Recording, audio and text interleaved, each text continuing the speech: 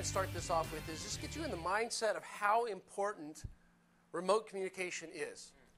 And the best way to do that is to kind of retell the story of how I wrote this book.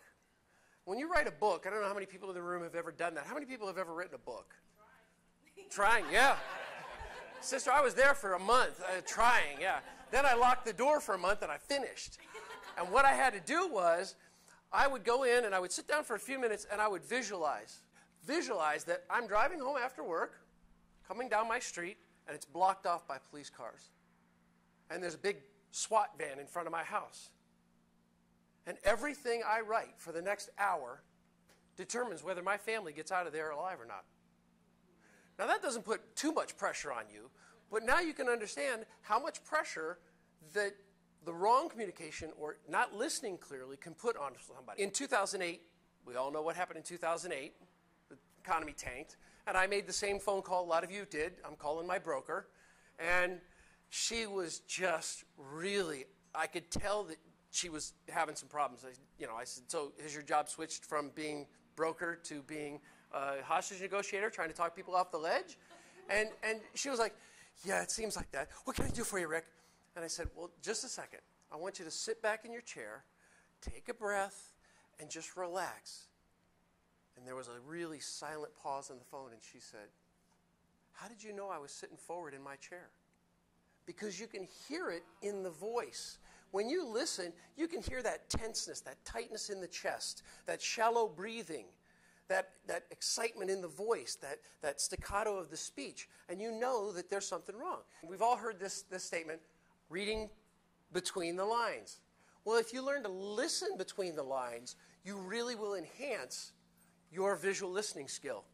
And that's what the book talks about. That's what my longer presentations really go into a lot more detail about, is that ability to listen between the lines. He who has the most knowledge has the most power.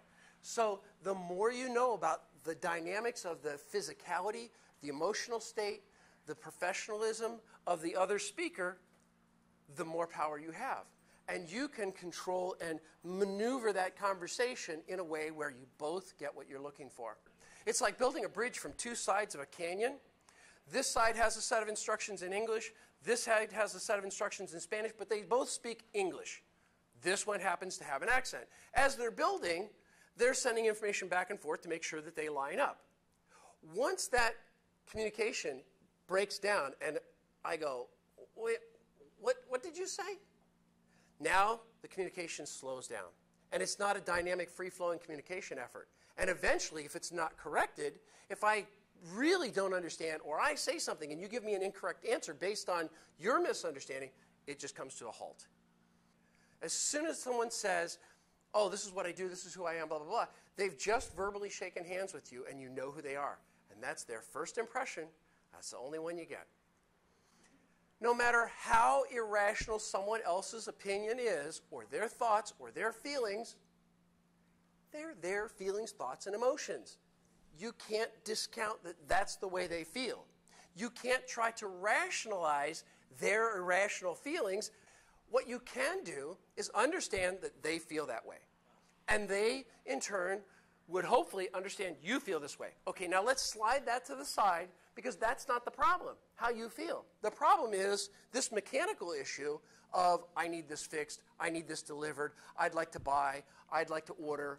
That's the real essence, not the emotion. The underlying universal common emotion has got to be set aside so that you can get to that root issue.